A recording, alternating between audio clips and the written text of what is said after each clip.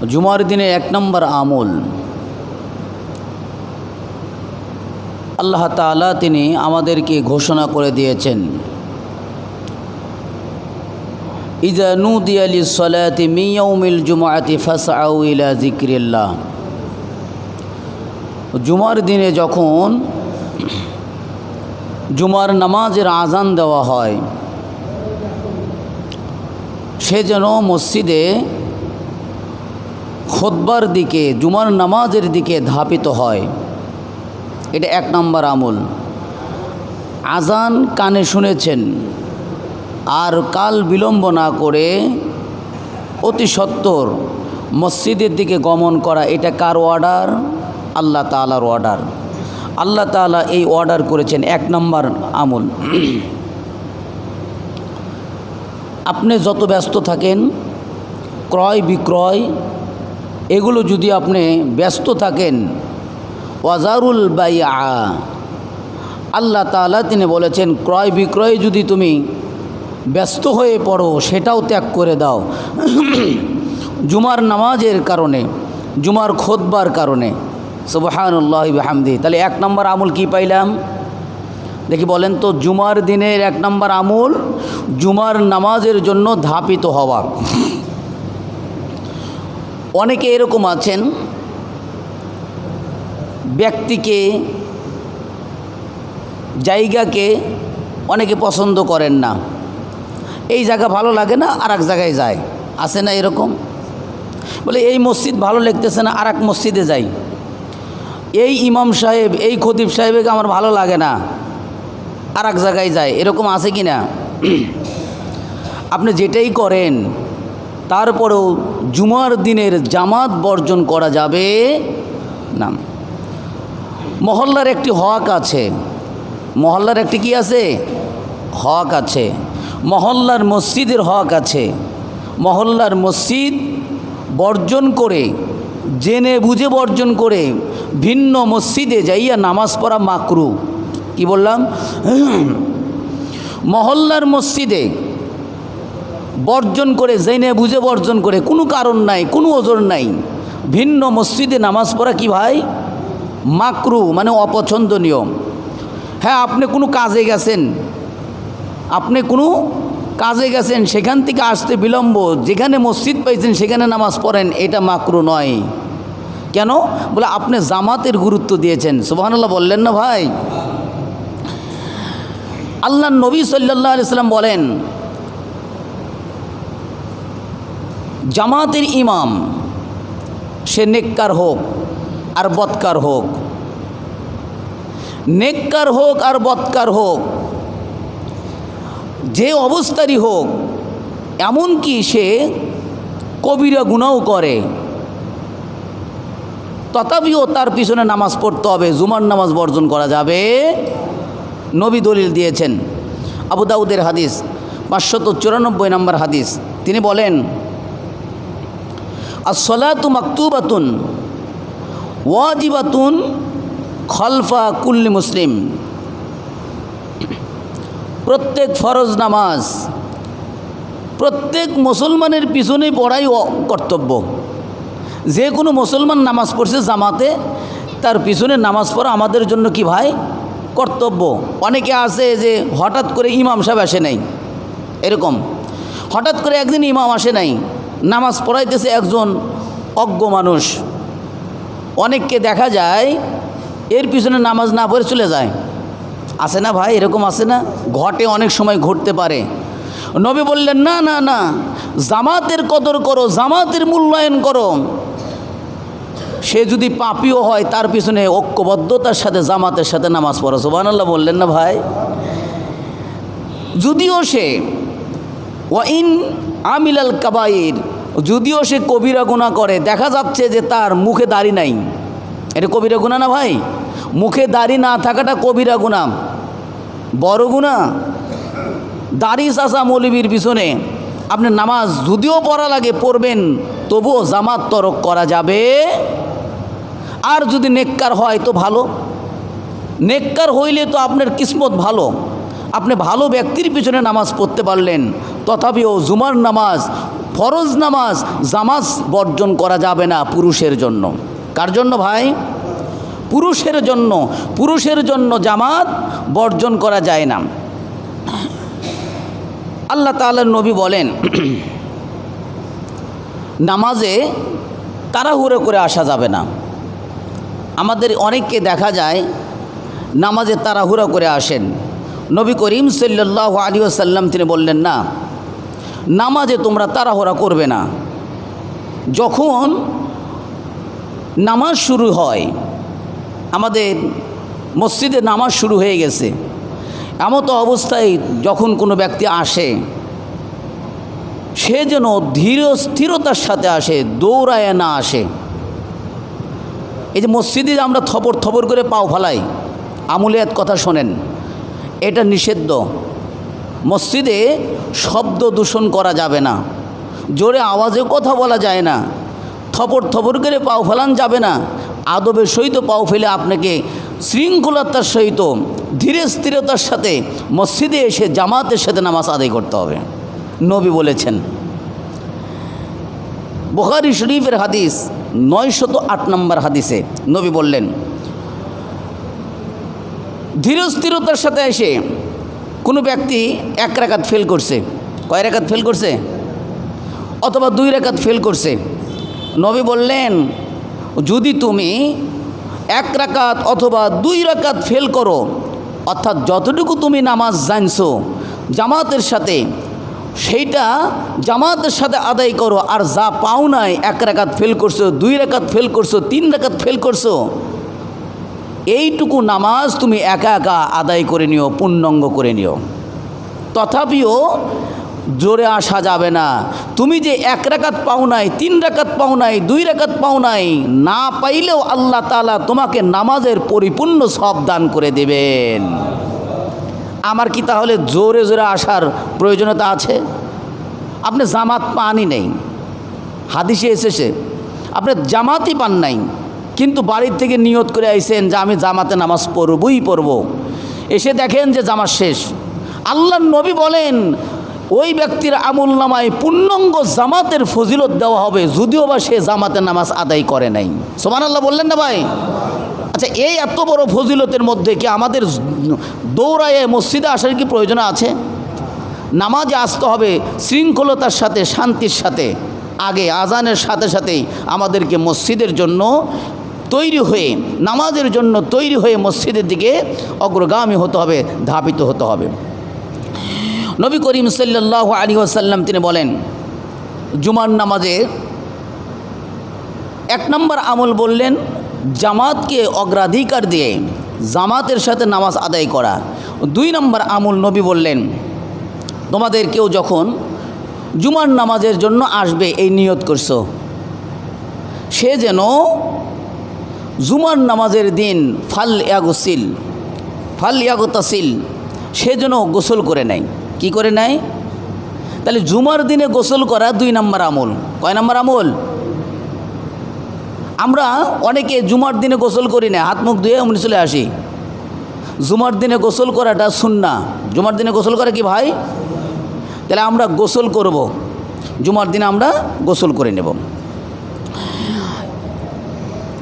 নবী করিম সাল্লাল্লাহু আলাইহি ওয়াসাল্লাম আরও বলেন, জুমার দিনে প্রাপ্ত বয়স্ক যারা আছেন, বালেগ আছেন, তাদের জন্য, বিশেষ করে তাদের জন্য জুমার দিনে গোসল করা কর্তব্য। প্রাপ্তবয়স্ক, বিবাহিত, তাদের জন্য জুমার দিনে গোসল করা কি ভাই? কর্তব্য। এইটা গুরুত্বপূর্ণ একটি সুন্নাত করেছেন, জুমার দিনে গোসল করা। নবী করিম সাল্লাল্লাহু আলাইহি ওয়াসাল্লাম কেন জুমার দিনে গোসল করা সুন্নাত করেছেন, গুরুত্বপূর্ণ? তিনি বলেন, জুমার দিনটা সাধারণ দিন না, এইটা হলো মুসলমানদের জন্য ঈদের দিন। সুবহানাল্লাহ বলেন। দলিল ইবনে মাজার হাদিস 1098 নম্বর হাদিস। নবী করিম সাল্লাল্লাহু আলাইহি ওয়াসাল্লাম তিনি বলেন, ইন্না হাযা ইয়াউমু ঈদিন জাআলাহুল্লাহু লিল মুসলিমিন। আল্লাহ তাআলা জুমার দিনকে মুসলমানদের জন্য ঈদের দিন সাব্যস্ত করেছেন, ঈদের দিন বানায়া দিয়েছেন। সুবহানাল্লাহি বিহামদি। এটা কিন্তু যেনতেন দিন না, জুমার দিনে এই জন্য আমরা গোসল করব। নবী তাই বললেন, 1 নম্বর আমল জামাতের সাথে নামাজ পড়া। 2 নম্বর আমল বললেন, জুমার দিন যেহেতু ঈদের দিন, সুতরাং ঈদের দিনে তোমরা ফালইয়াগতাসিল, সে যেন ঈদের দিন জুমার দিন গোসল করে নেয়। ওয়া ইন কানা তিবুন ফালইয়ামাসসাহু মিন, নবী করিম সাল্লাল্লাহু আলাইহি সাল্লাম বলেন, যদি তার কাছে সুগন্ধি থাকে। কি থাকে ভাই? একটু কথা বলেন। আমল করতে গেলে আগে মাথার মধ্যে ঢুকান, তারপরে না আমল করতে পারবেন। মাথাতে নাই, আপনি কি আমল করবেন? সূরা ফাতিহা না জানলে পড়তে পারবেন? আগে নিজেকে জানতে হবে, তারপরে আমল করতে হবে। যারা জানে না তারা আমলই পারে না, আর যারা জানে তারা আমল করতে পারে। এই জন্য ইসলামে আমলের চাইতে জানার দাম বেশি। কিসের দাম বেশি ভাই? আমলের চাইতে জানার দাম বেশি। আর যে জানে সে আমল করে, আর না জানলে আপনি কিচ্ছুই পারবেন না, কিচ্ছুই আমল করতে পারবেন না। আল্লাহ তাআলা তাই সূরা মুহাম্মাদের মধ্যে বলছেন, হে নবী আপনি বলেন ফাআলাম, আগে জানেন, তারপরে বলেন আল্লাহু লা ইলাহা ইল্লাল্লাহ, আল্লাহ ছাড়া কোনো মাবুদ নাই। না জেনে আল্লাহ ছাড়া মাবুদ নাই এই কথা বলে আপনি কাজ করতে পারবেন না, এটাকে ধারণ ক্ষমতায় নিয়ে আসতে পারবেন না। এই জন্য আল্লাহ তাআলা আগে ঘোষণা করলেন, আগে জানেন, তারপরে কালেমা কি এটা বোঝেন। বোঝেন নাই? তাহলে আমল করতে আগে কি করতে হবে ভাই? জানতে হবে। আল্লাহ নবী সাল্লাল্লাহু আলাইহি সাল্লাম 2 নম্বর আমল দিয়েছেন গোসল করা। 3 নম্বর আমল তিনি বলেছেন, যদি তোমাদের কাছে সুগন্ধি থাকে। কি থাকে? এখানে যদি শব্দ ব্যবহার করছে, নাই দর্শনীয় নাই, আছে ব্যবহার করেন। সুবহানাল্লাহ বলেন। নবী করিম সাল্লাল্লাহু আলাইহি সাল্লাম বললেন, যদি তোমাদের কাছে সুগন্ধি থাকে তাহলে সেই সুগন্ধিটা মেখে নাও। আর ওয়া আলাইকুম বিসওয়াক, তোমাদের উপর জুমার দিন মেসওয়াক করা কর্তব্য করা হয়েছে। সুবহানাল্লাহ বলেন। তাহলে জুমার দিনে 3 নম্বর আমল কি পাইলাম ভাই? মেসওয়াক করা। আমরা যারা দাঁত না মেজে মসজিদে প্রবেশ করি, এটা পছন্দের না। দাঁত পরিষ্কার করতে হবে। আল্লাহ নবী সাল্লাল্লাহু আলাইহি সাল্লাম বলেন, উম্মতের যদি কষ্ট না হইতো আমি প্রতি ওয়াক্তের জন্য দাঁত মাজাকে আবশ্যক করে দিতাম। আল্লাহ নবী সাল্লাল্লাহু আলাইহি সাল্লাম জুমার দিন দাঁত পরিষ্কার করা, মেসওয়াক করাকে আবশ্যক করেছেন। গুরুত্বপূর্ণ একটি সুন্নাত করেছেন। সুবহানাল্লাহি বিহামদি। নবী করিম সাল্লাল্লাহু আলাইহি ওয়াসাল্লাম এরপরে তিনি বলেন, আবু দাউদের হাদিস 343 নম্বর হাদিসে বলেন, জুমার দিনের জন্য পৃথক পোশাক হওয়া উচিত। আজকে আমাদের সমাজের চিত্র হলো, সারা সপ্তাহব্যাপী যে পোশাকটা পরিধান করি, জুমার দিনে সেই পোশাকটাই পরিধান করে মসজিদে আসে। আমার এই কথা কি আপনারা একমত হতে পারলেন? এরকম হয় না ভাই? অধিকাংশের ক্ষেত্রে এটা হয়। সারা সপ্তাহে যে পোশাক পরি, কাজের জন্য যে পোশাক পরি, জুমার নামাজের জন্য সেই পোশাকই পরি। অথচ নবী করিম সাল্লাল্লাহু আলাইহি সাল্লাম বলছেন, যে সক্ষমতা রাখো সে যেন জুমার নামাজের জন্য পৃথক 2টা পোশাক রাখে। সে জুমার নামাজের জন্য উত্তম পোশাক হওয়া উচিত। নবী করিম সাল্লাল্লাহু আলাইহি সাল্লাম তার দলিল দিয়েছেন। আবু দাউদের হাদিস 343 নম্বর হাদিস, তিনি বলেন, জুমার দিনে উত্তম রূপে গোসল করবে। এরপরে ওয়ালা বিসামিন আহসানি সিয়াবি, ওই ব্যক্তি উত্তম রূপে গোসল করার পরে তার নিকটে উত্তম পোশাক যেটা আছে সেটা পরিধান করবে। তাহলে আপনার পোশাকের মধ্যে ধরেন আপনার বাড়িতে 10টা পোশাক আছে। আপনার কয়টা পোশাক? 10টা। এই 10টার মধ্যে যেটা সেরা সেটা কি নিয়ে আসবেন মসজিদে, নাকি 10টার মধ্যে আপনার কাছে যেটা পছন্দের উত্তম পোশাক সেই পোশাকটা পরিধান করে মসজিদে আসবেন? কোনটা বলেন তো? 10টার মধ্যে যেটা খাটো, পোশাকের দিক থেকে খুবই খাটো, ওই পোশাকটা পরবেন, নাকি ঢিলা ঢালা পোশাক 10টার মধ্যে যেটা ঢিলা ঢালা পোশাক সেটা পরবেন? ঢিলাঢালা পড়তে হবে। কিন্তু জুমার দিনের চিত্র আমরা দেখি, সারা সপ্তাহে যে পোশাকটা পরিধান করে আমরা কাজ করেছি ওই পোশাকটা পরিধান করেই আমরা মসজিদে আসি।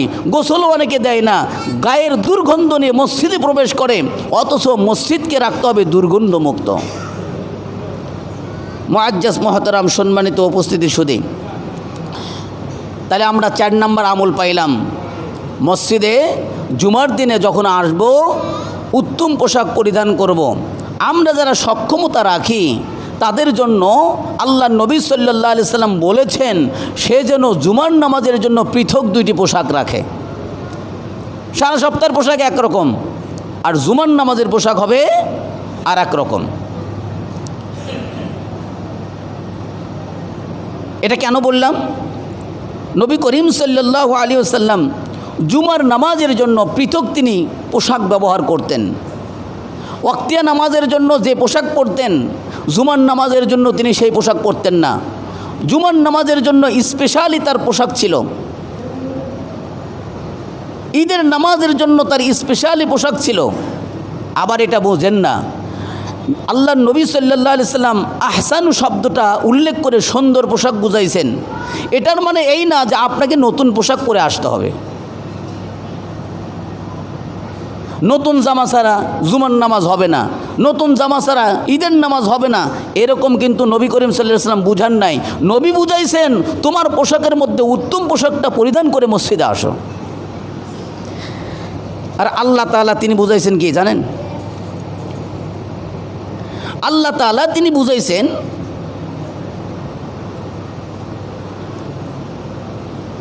ইয়া বানি আদম খুযু যিনাতাকুম ইনদা কুল্লি মসজিদ। আল্লাহ তাআলা ডাইরেক্ট হুকুম করেছেন সূরা আরাফ 31 নম্বর আয়াতে আল্লাহ তাআলা তিনি ঘোষণা করেন, হে বনি আদম সন্তান, তোমরা যখন মসজিদে প্রবেশ করবে তখন সৌন্দর্যের পোশাক তোমরা পরিধান করে মসজিদে আসবে। আমাদের অনেককে দেখা যায় গামছা পরিধান করে নামাজ পড়ে, এটা গ্রামীণ অঞ্চলের চিত্র। অনেককে দেখা যায় গেঞ্জি গায়ে দিয়ে নামাজ পড়ে, অনেককে দেখা যায় শার্ট গায়ে দিয়ে নামাজ পড়ে। আছে কি না ভাই? কথা বলেন। আমার সাথে আপনার সাথে মিলে গেলে তো সেটা সংশোধন হতে হবে। সারা জীবনে একই আমল করলেন, পরিবর্তন করলেন না, এই বয়ানের কোনো দাম নাই, এই ওয়াজের কোনো দাম নাই, কোনো দাম নাই। মৌলভী সাহেব শুধু বলে যাবে, আপনারা শুধু শুনে যাবেন, সামনের সপ্তাহে শার্ট গাইতে আসবেন। পরিবর্তন হইল?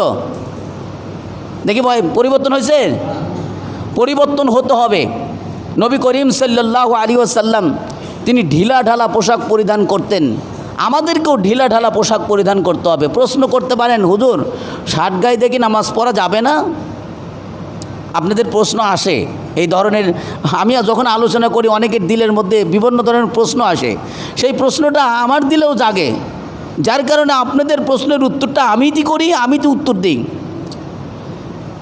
এই প্রশ্ন আপনাদের দিলে আসে যে শার্ট গায়ে দেখি নামাজ হবে না, নামাজ হয়ে যাবে।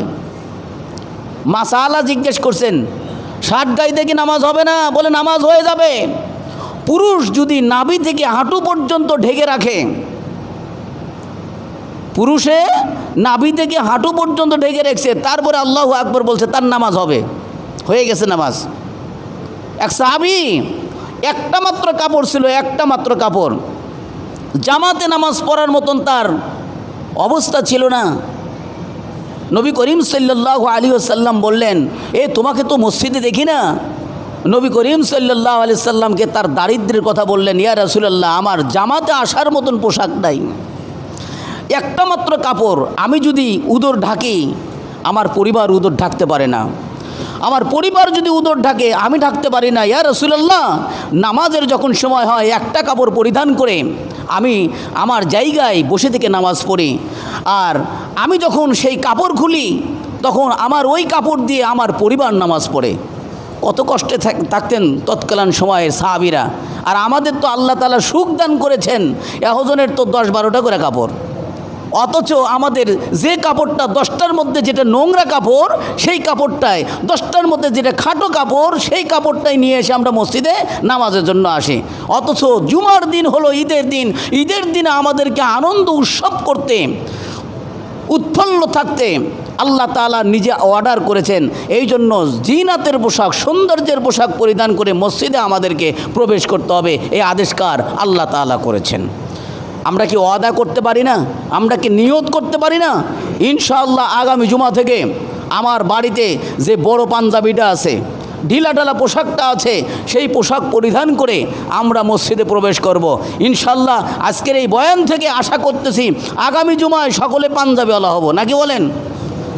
হতে পারি না ভাই? নিয়তের সাথে আল্লাহ তাআলা সব দান করেন। আপনার নিয়ত নাই শুদ্ধ হওয়ার, আপনাকে আল্লাহ কোনো দিনের জন্য সংশোধন করবেন না।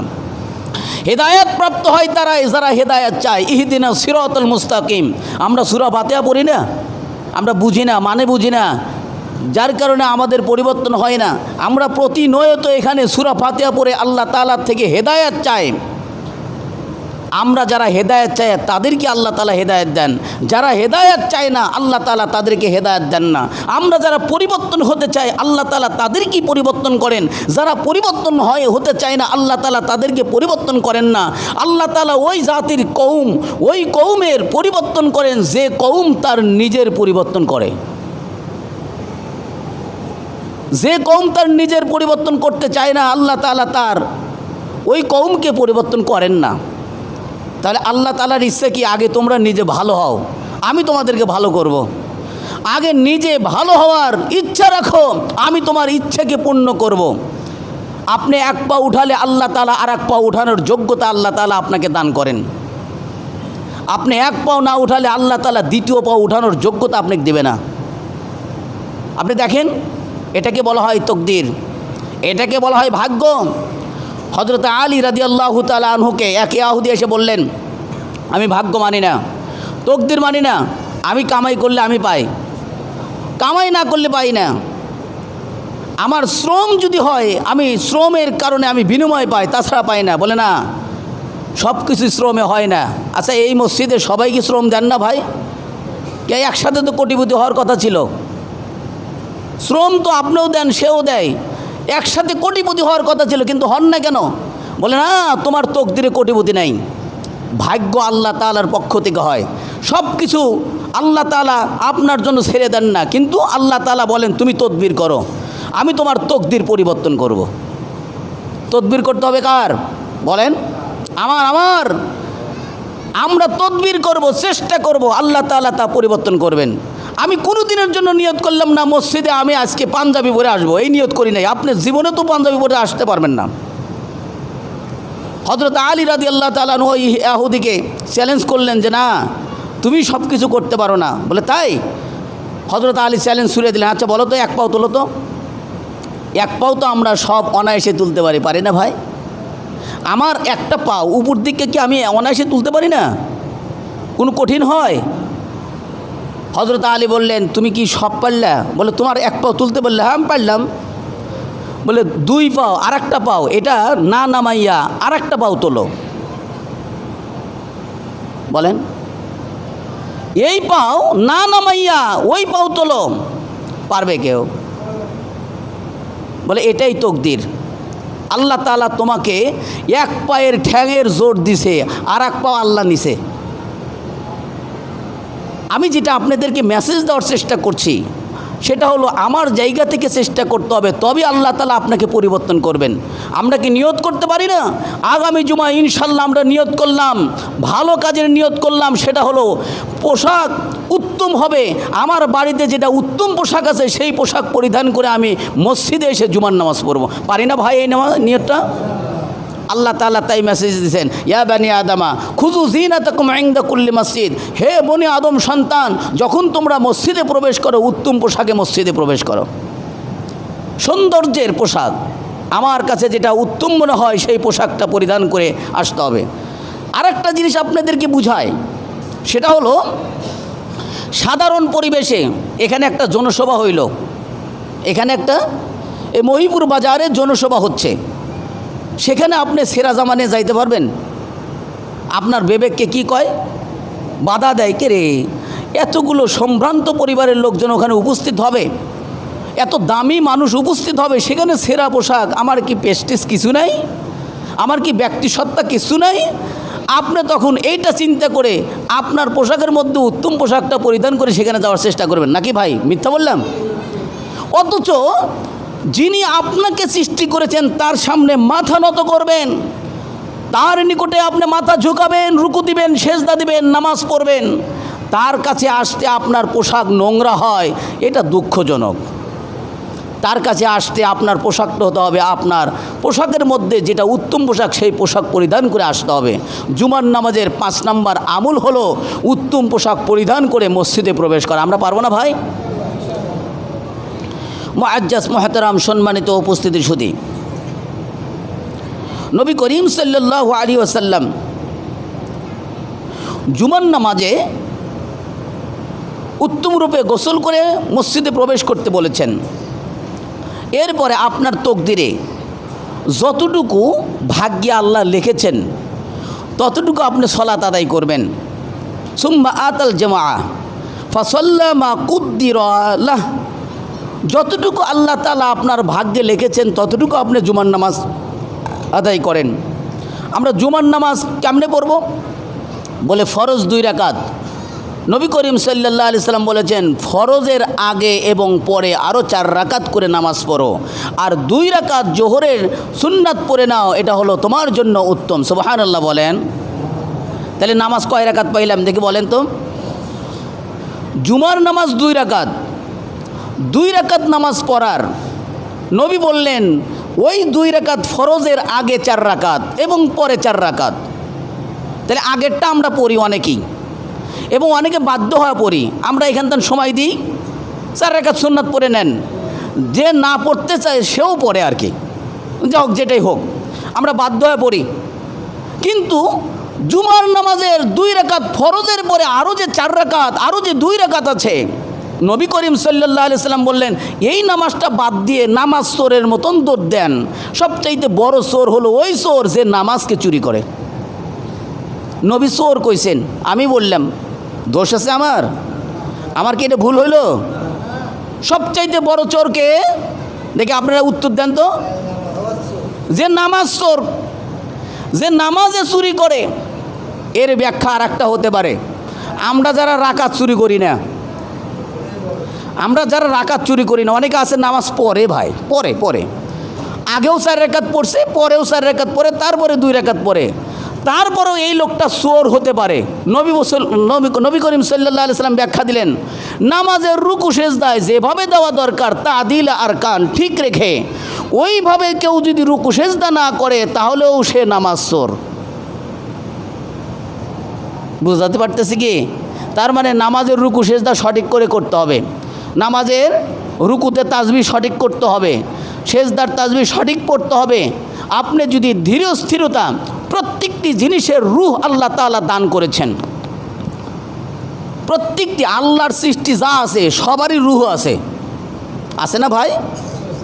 আল্লাহ যা মাখলুক সৃষ্টি করেছেন তার রূহ আছে। কেউ চলতে পারে, কেউ চলতে পারে না, কেউ কথা বলতে পারে, কেউ কথা বলতে পারে না। আল্লাহ তাআলা নামাজ সৃষ্টি করেছেন, নামাজের একটা রূহ আছে, সেটা হলো খুশু খুজু, বিনয় নম্রিতা। যে ধৈর্য অবলম্বন করতে পেরেছে সে সফলতা অর্জন করেছে।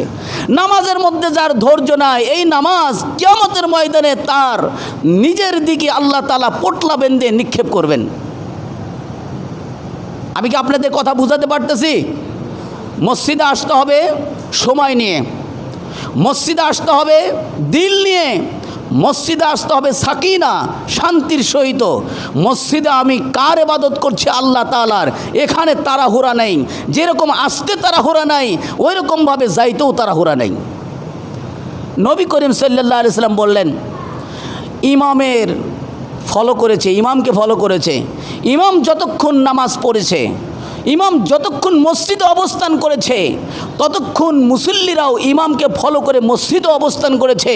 ইমাম যখন মসজিদ থেকে বাহির হয়ে যায়, তখন মুসল্লিরা যখন মসজিদ থেকে বাহির হয়ে যায়, আল্লাহর নবী সাল্লাল্লাহু আলাইহি সাল্লাম বলেন ওই ব্যক্তির আমলনামায় 10 দিনের গুনাহের কাফফারা হবে।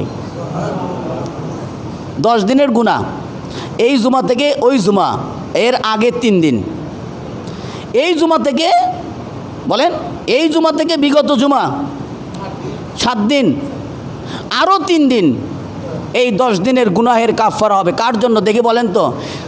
যে আগে আসলো আগে গেল তার জন্য, নাকি যে আগে আসলো ইমামকে ফলো করলো, ইমামের নামাজ পর্যন্ত নামাজ পড়লো, ইমাম থাকা পর্যন্ত থাকলো, ইমাম যখন মসজিদ থেকে বাইর হইলো তারপরে তা গেল?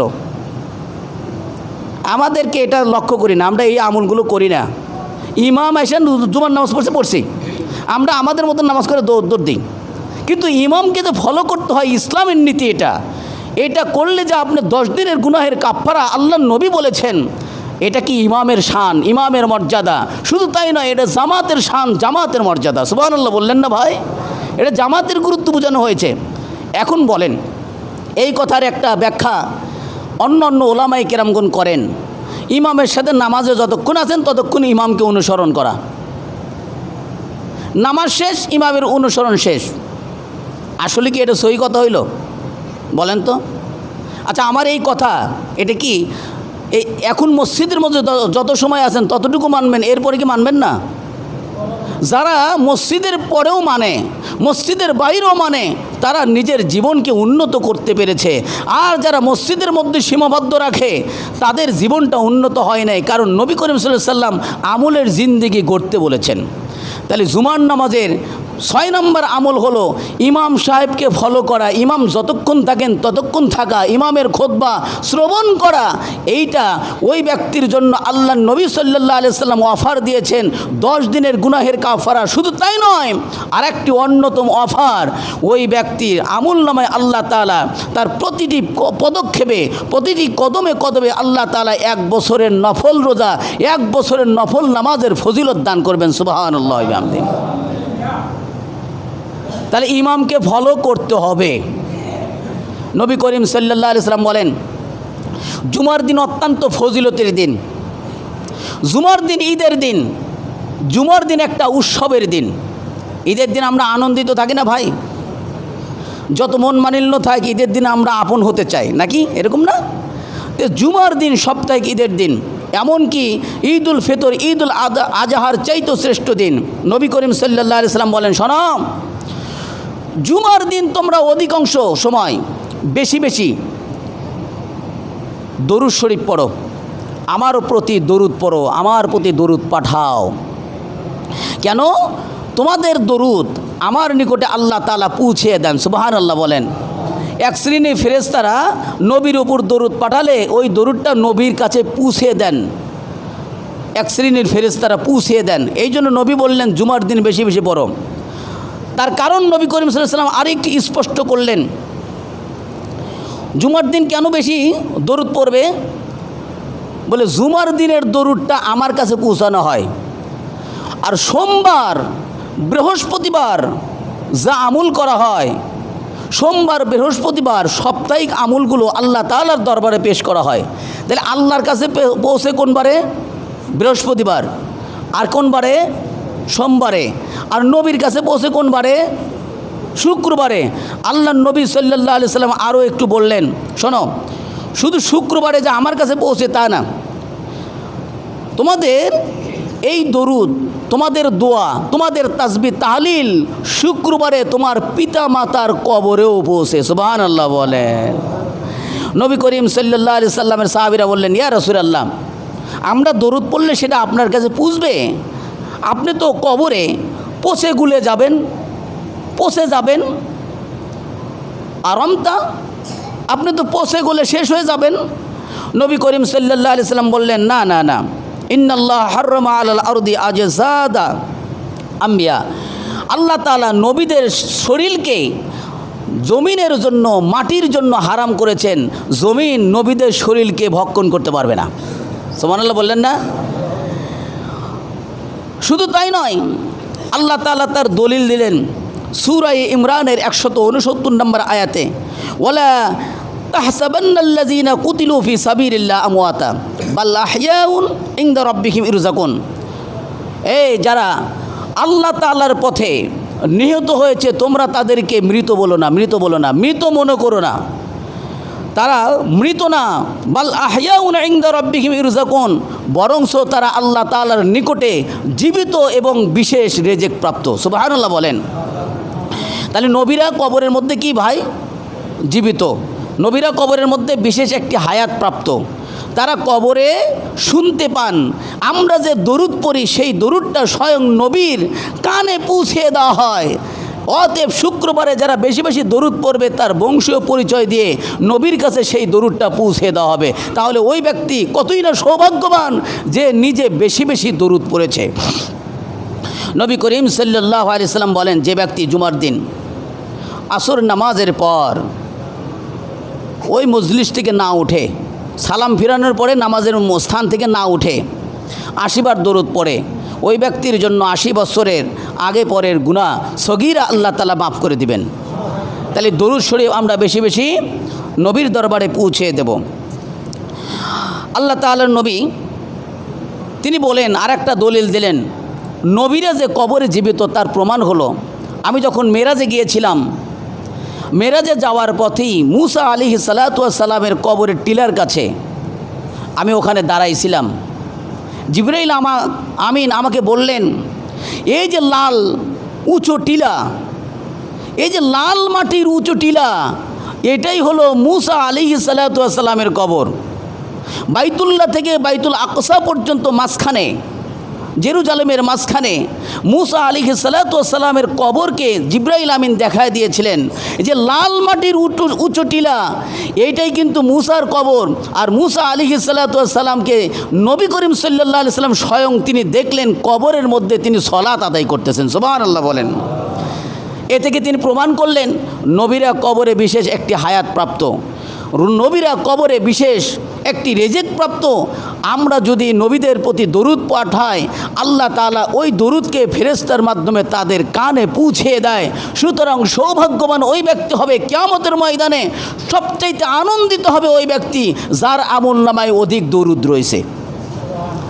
আমরা আমাদের আমলনামায় বেশি দরুদ রাখতে চাই না ভাই? তাহলে জুমার দিন সবচাইতে বেশি উপযুক্ত সময়। দরুদ আপনি সব সময় পড়তে পারেন, কোনো সমস্যা নাই, তবে জুমার দিন বিশেষ করে নবী বেশি বেশি দরুদ পাঠ করার কথা আহ্বান করেছেন, জানিয়ে দিয়েছেন। 7 নম্বর আমল জুমার দিনে আমরা পাইলাম বেশি বেশি করে কি করা ভাই? 1 নম্বর আমল কি পাইলাম? আগ্রহের সাথে জামাতে নামাজ পড়া, গোসল করা, সুগন্ধি দেওয়া, এগুলো আমরা আমল পাইছি। উত্তম পোশাক পরিধান করা, আমরা এই আমলগুলো শুধু জানলাম, পালন করলাম না, তাদের কিসমত পরিবর্তন হইল না, তাদের ভাগ্য পরিবর্তন হইল না। ইনশাল্লাহ আমরা আজকের এই আলোচনা থেকে নিয়ত করতে পারি আগামী জুমায় আমরা একটা একটা করে আমল করেন। দেখেন, আমলের জজবা ধীরে ধীরে তৈরি করতে হবে। একটা আমল করেন যে আজকের এই জুমা থেকে একটা পয়েন্ট আমি ধরলাম, আগামী জুমায় আমরা উত্তম পোশাক পরিধান করে মসজিদে আসব। এই নিয়তটা কি করা যায় না ভাই?